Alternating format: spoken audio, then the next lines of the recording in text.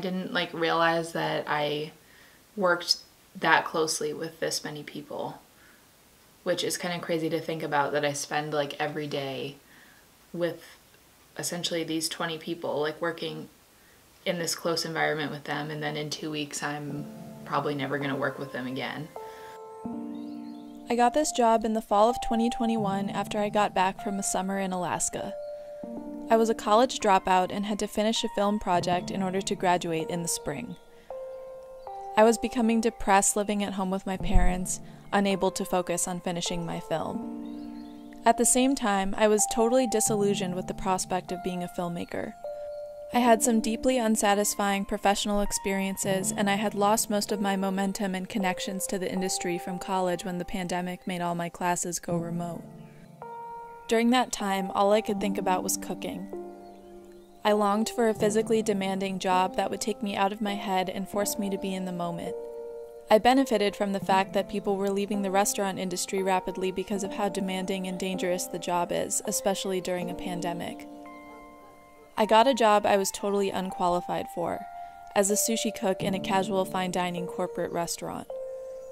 I loved it immediately. The corporate nature had its pros and cons, but it meant that the restaurant had more of a culture of civility than most restaurants do, and even though it was still difficult to work with mostly all men who were a lot older than me, it gave me a space to learn a new skill in a safe environment. The time I spent working at this job was the most transformative period I've ever had in my life. When I started, I had no creative energy and I could barely finish my 10-minute student film. When I quit, I had more creative ideas than I've ever had, and I had the confidence to actually execute them. I think it's rare to learn a totally new skill as an adult with no related background at all. Nothing in my life prepared me to be good at making sushi. It's not like when I went to college to study a specific major, where 12 years of reading and writing in school prepared me to at least sort of hold it together in that environment. I'm a white woman from rural New York who didn't grow up cooking at home. Making sushi was like learning how to walk for the first time. Knowing that I could learn something from scratch and really excel at it made me confident that I could be a filmmaker. I think the physicality of cooking helped me focus my mind and relieve a lot of pent-up anxiety. The repetitive act of prepping and the chaotic, improvisational dance of cooking on the line in the middle of a rush are equally as meditative in opposite ways. From start to end, cooking requires you to be centered in your body and be totally in the moment. But to my surprise, during the many hours I spent washing rice, cutting cucumbers, and butchering fish, I found my mind wandering, dreaming of stories and images that turned into films. Working at this job healed my creativity. It was the exact medicine I didn't know I needed. Then a lot of events outside my control happened sort of all at once, and it became abundantly clear to me that this restaurant isn't a place I can grow. I was burned out and exhausted from working 12-hour days for 2 months prior, not having a vacation the whole time I was working, not having the mental or physical energy to make videos after work, being isolated from friends and family because I was working at night and sleeping during the day.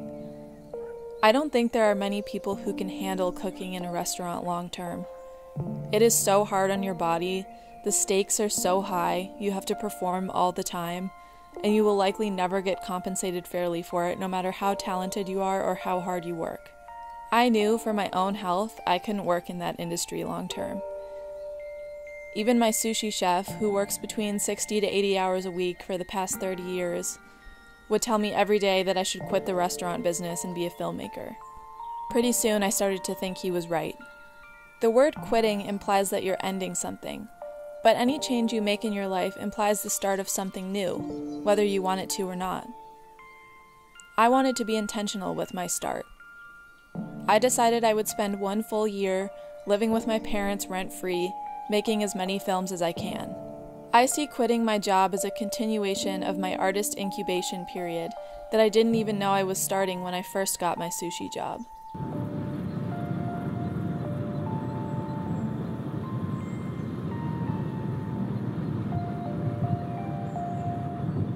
Good morning, Eleanor. Good morning, G-Pa. I see the red light. Yeah, You're going to have to edit this, you know. I know. Because you don't know what I'm going to say. I don't know what you're going to say. I was awake half the night last night, dreaming about this and thinking of things. And if she asked me that, boy, I'm going to give it to her. I graduated from high school, and my father always wanted an education for himself. He left school in about the 10th grade and had to go to work to help support his mother and father and his 7 siblings. Since he couldn't get it, he always wanted me to have an education. And so therefore, when I got out of high school, I ended up going to college. Even though, in retrospect, I don't think I was really college material. Let's put it that way. But I did graduate from college, and I had trouble finding the right major and what I would be interested in doing. Took me a long time to become old enough and wise enough to know that I always liked carpentry. I should have been a carpenter or a builder. In the summers, while I was going to college, I got a job building houses. Boom, boom, boom, boom, one right after another down the street. And I loved doing that. To be out in the sun all day with my shirt off. So I gained a lot of experience. Those 3 summers, I think it was, that I worked building houses. But in doing that and using tools, at least at the very minimum, gave me a hobby that lasted me throughout the rest of my life. So what do you think about what I'm doing now and What are you doing now? my career choices so far? What are your career choices so far? Well, I went to college for film, and then I, didn't really know what to do after that. So I was working in restaurants, and then I decided I didn't want to do that. So I quit, and now I'm taking a sabbatical to try to make things for a year, and then I'll go get a job in film. Is that a But definite? I'd like to be a filmmaker. And is that a definite made-up choice? Yeah. And you're sure you're going to be happy with that? Happier than anything else I can think of. Okay. It's better than making sushi? Yeah. Okay. Definitely better. Well, I'll tell you how I feel. I feel that Betty and I produced your mom, who is, I think, pretty bright. She's a lot smarter than I am. And she was smart enough to marry George. George is very smart. And hallelujah, they had you, who's smarter than any of the rest of us. So I have a lot of confidence. Whether you're really totally situated now or not, I think you're more situated now than you were 12 months ago. But whether this film business is going to end up as your final career or not, I have total confidence in you, and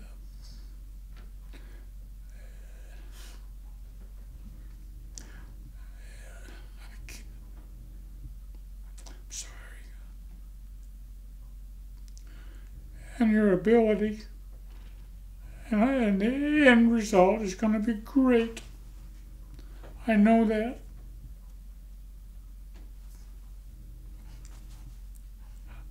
Cut. Cut. Thanks, G-Bot. I'm sorry. It's okay.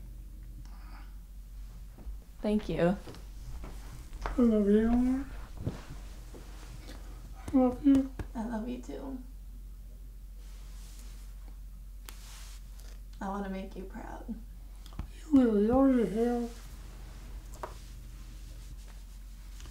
I don't cry for very many people. I couldn't even cry for my dad's funeral, my mom's funeral. But you just made me cry. Are you still filming? Yeah. Oh, Phil. You want me to cut that out? I don't care what you do. Whatever you do will be just fine.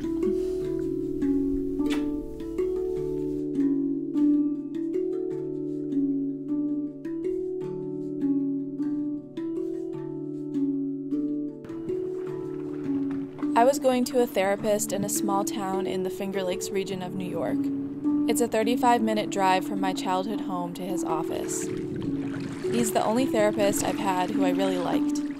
He has a way of acknowledging the mystery of life and emotions, how much we can't explain about why we feel things. One time he told me that he thinks the drive to therapy is sometimes more therapeutic than the therapy itself. Something about the hypnotic trek through country roads gives you the space to sort out your feelings. On one long drive there in the dead of winter, I was questioning why I'm even going to therapy. What is the work I'm doing here, and how is this helping my life? Questioning the purpose of therapy doesn't come naturally to me. My mother is a therapist, and going to therapy is highly encouraged in the culture of my family, and increasingly the culture at large. It's just this thing we all strive to do if we can afford it. But I feel like I'm at a place in my life where I know what I want, and I know what I need to do to get there.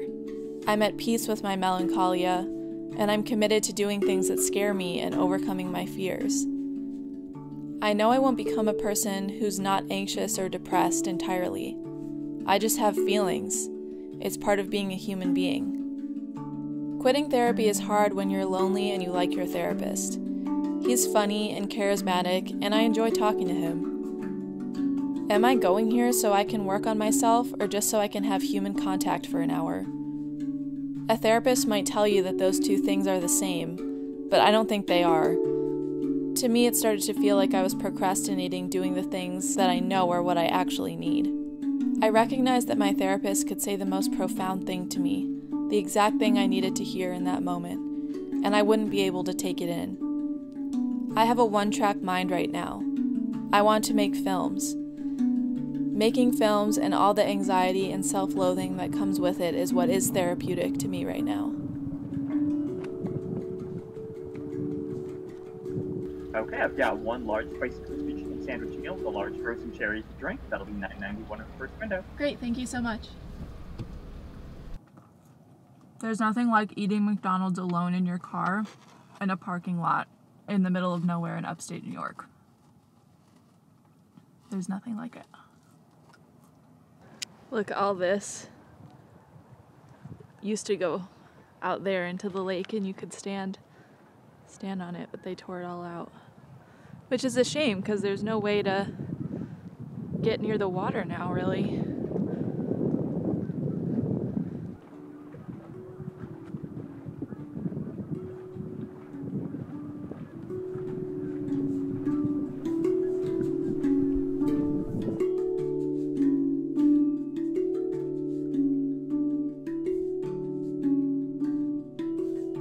The breakup with my first boyfriend came suddenly.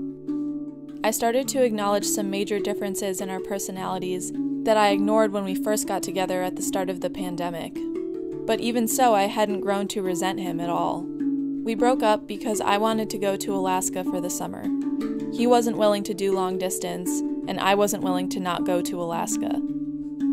There were other problems too. The way we wanted to construct our lives going forward was fundamentally different. We couldn't grow together. But he was my best friend. He was the first person who I ever felt really understood me. I loved being around him. So we broke up, and I went to Alaska. And in the short week between our breakup and my flight to Fairbanks, my most present recurring thought was that we didn't get enough time together.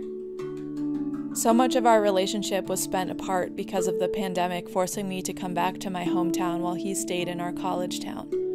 I regretted not making more of an effort to go visit him, even though at the time it felt unsafe to travel and I was trying to do the right thing for myself and my family. Still, the breakup felt too soon. I also felt a lot of relief that I didn't have to wish for him to change in the ways I wanted him to. I wouldn't have to sacrifice my creative adventures for him. I didn't have to root for him anymore. The only person I had to look out for was myself. But there was still so much I feel like we had to discover together, so much I had hoped for that was no longer possible. But I went on with my life, and I had adventures I couldn't have even conceived of while I was with him. And soon after, without even trying, I fell in love again, with a new person in a new place. They say your first love cuts the deepest, and that may be true, but my second love is the strongest. It showed me that I actually am lovable, inherently. The first time wasn't just a fluke. I feel like my first love was just a stepping stone to my second and all the loves after that. If I had never quit the first one, I'd never have the knowledge that my heart is strong and vulnerable, that I'm capable of having many great loves in my life, that my life is full of possibility if I just allow it to happen. Sometimes I feel like I'm the last person to know something truthful about myself. So many people in my life encouraged me to be a filmmaker. It seems like everyone around me knew I could be a filmmaker before I really did.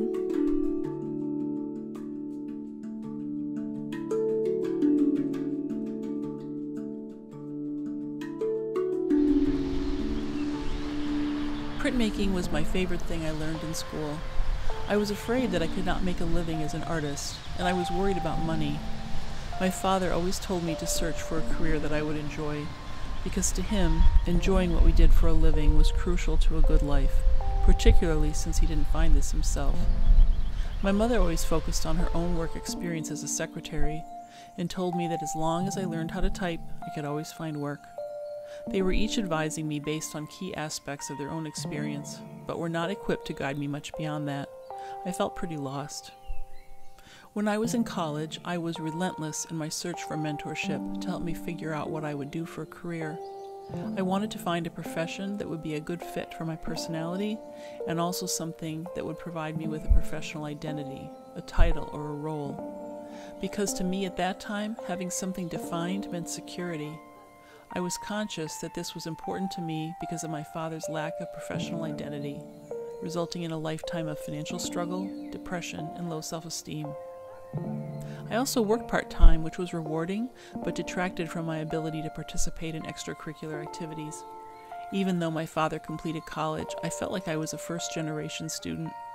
I found my way to a career in mental health, eventually getting a master's degree in clinical social work from Smith College. I worked for the same hospital as a social work therapist for almost 17 years after graduation from Smith. I worked long hours for low pay. I felt an awareness of all that I didn't know, so I was focused on getting as much experience as possible. I still do that. I've always been ambitious to understand as much as I could about myself and others. I felt a deep responsibility toward my future patients, to not branch out into private practice until I was ready enough. So for me, that took nearly 2 decades. Maybe also working in an inpatient psychiatric unit right out of graduate school helped me to appreciate how serious mental illness and personal crisis can be, and how complicated and unique people are. So to enter private practice without many years of experience under my belt, to me, seemed reckless. I think the discouragement grew to a level where I finally took action because I was not able to have enough time with you. The inequity and lack of flexibility given to me as a working mother became intolerable. I was also afraid to put myself in a position to be more dependent on George after I resigned, until my private practice would become stable. I think that fear is part of the legacy of my parents' financial struggles and my father's difficulty supporting our family. My mother could not rely on him to match her efforts, and even though my fears were not based on any current reality in our little family, I was afraid to rely on George to hold up his end of the bargain because of my childhood experience. Overall, I struggled with wanting to leave my job for 6 or 7 years before I resigned. George was very encouraging and wanted me to have more flexibility and a better work-life balance. This was really important so that I could have more time with you. I don't think it was any one thing that helped me make the leap away from my work at the hospital, but it was a combination of factors, internal and external, that helped me take that next step. I've always struggled with leaving, whether it was leaving home for college, leaving college for life on my own, leaving the teaching hospital to develop my private practice, leaving one office in private practice for another, leaving volunteer work even. All of these transitions seemed so fraught for me. I might have been able to approach my life transitions with more excitement and curiosity, but I think the legacy of my father's struggle and my mother's burdens and the associated anxiety that permeated the atmosphere of my childhood contribute to how I move through my life, fearful about change and loss, and about not having enough. Ultimately, I think we try to grow and get beyond the generations before us. My parents each did that in their own way. My father did not work on a farm or in a factory, and my mother did not cook and clean for boarders as a way to support her family. I wanted to understand myself and the origins of the dynamics that shaped my experience, so I went to graduate school and eventually created my own business, the psychotherapy practice. But I think I was only able to do that because I'm married to a person who shares the responsibility of supporting our family through a career he loves. I don't think I would have left my work at the hospital, even though I was becoming bored and bitter, if it were not for how I was supported and encouraged by you and George. I also think I can be overly loyal at times for reasons that are complex and not always apparent at the time, but I think it's a mixture of having hope that things can get better, and at the same time I can get bogged down in fear that the change will make something worse. Regardless, I know that I could not have done any of this alone. I've always wanted my daughter to be supported emotionally, financially, in any way. I've always wanted her to feel like she had a home base that was rooting for her, so that she could be free to really explore her mind and make decisions that were coming from her heart, from a place of desire and creativity, and not from a place of fear. Which is, I think, my version of what my parents, particularly my father, tried to instill in me, which is to find what makes you happy. I do think that it's important to find work that's a good fit. I don't think it's a good idea to expect your work to provide so much in the happiness department. Sometimes it's just work. I want her to have all that she needs to come to the wisest understanding of herself, and I think we've done a pretty good job of that, though that doesn't protect her from her own stresses and strains and not knowing and struggles. I really respect my daughter. I'm amazed at her process. I can hardly believe it sometimes. She'll do things that scare the shit out of me, and I don't deny my fear to her, but I do try to smile and wave and clap and hold on tight until she comes home. She's gone to Alaska with a few weeks' notice, it seemed. That was probably the biggest thing. There's just so many things that she's done that I marvel at, and I love how she's following her nose and finding her way toward the truth, which is that she's an artist.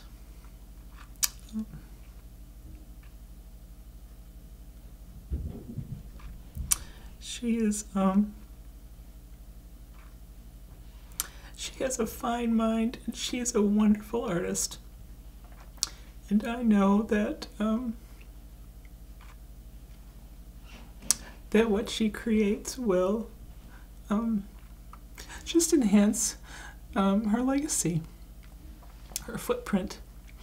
And I'm so grateful to be a part of it.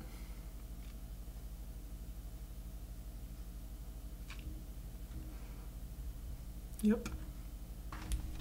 Okay, I'm done. You done? Are you crying? I'm done. Are you crying? Yeah. Queen. I love you. So I hope it's okay. You should watch it and see if it's any good. It might be fine. it might be crazy. Give me a hug. We are crazy. We're crazy bitches. No, really, you should watch it because it might just be shmush. Okay.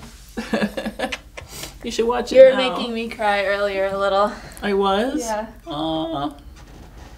We have to take the sticker off your pants. I know. I don't even know what I said.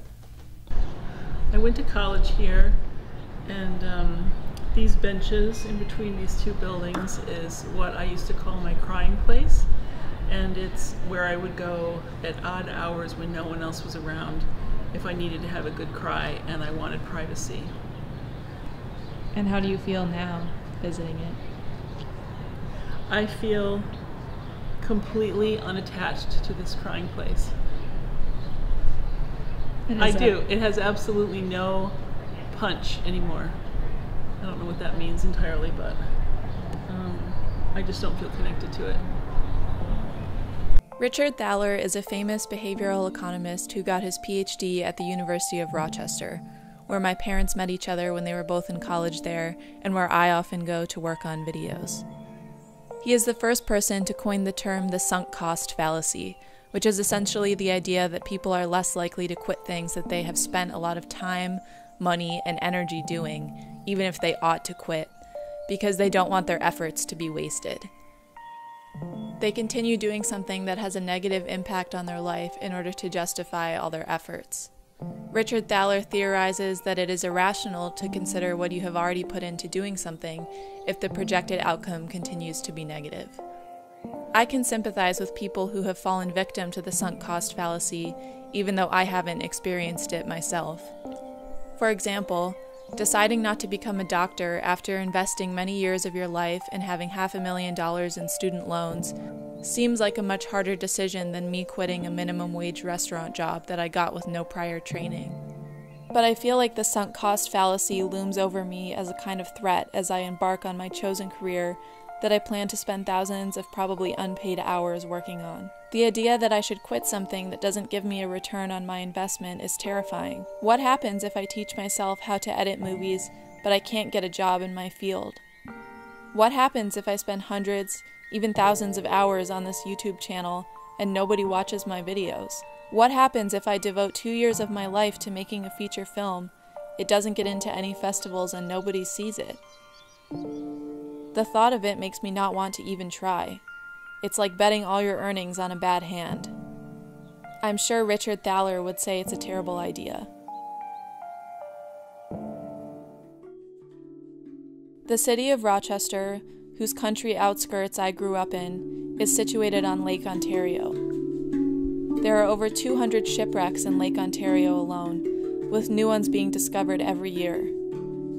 Sudden changes in weather conditions and a curious magnetic anomaly, likely caused by a meteorite impacting the eastern part of the lake almost 500 million years ago, made Lake Ontario dangerous and difficult to navigate when commercial shipping was active on its waters dating back to the 16th century. One would think that this many shipwrecks would disrupt the natural underwater environment, but in fact they provide a home for lichen and algae to grow and for small fish to hide from predators or predators to hunt for prey. The icy cold temperatures of the freshwater lake allows the ships to be preserved in pristine condition, even hundreds of years after they sank. Scuba divers from all over the world come to Lake Ontario to explore these relics of human history that have become havens for all kinds of plants and wildlife. This is not a video about being disillusioned with capitalism or discontented with a soulless corporate job. I sympathize with those sentiments and have felt them myself in my corporate restaurant job, and will probably continue to live them for as long as I figure out how to make a living as a filmmaker in America. This is about doing everything in my power to spend the precious time that I'm healthy and alive doing something meaningful and fulfilling to me.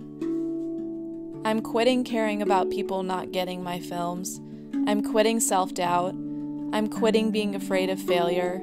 And I'm starting being a filmmaker, for good this time. Any behavioral economist would tell me that spending thousands of hours of my life making films that cost me money instead of earning it means that I'm falling victim to the sunk cost fallacy, and I should do something that will get me a return on my investment.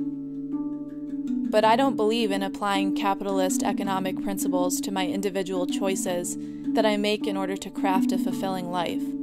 So I'm going to sink this ship as far down as it will go, carrying all my creative experiments, failures, and successes on board.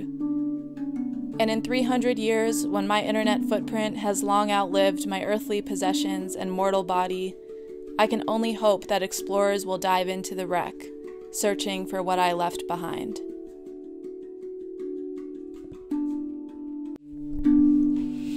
Come now, founder. Every blessing, tune my heart to sing thy grace.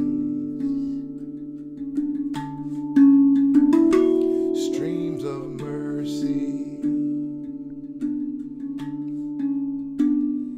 never ceasing.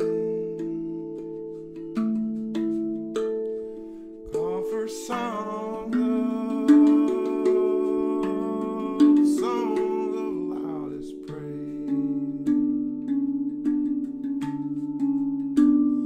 Teach me some melodious sonnet, sung by flaming tongues above. Praise the mountain fixed upon it, the mount of God's unchanging, God's unchanging. This could go in the credits.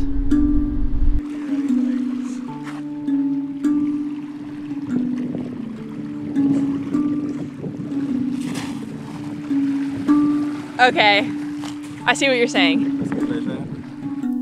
Do you want a specific anecdote to start on? No, it's okay. I just have to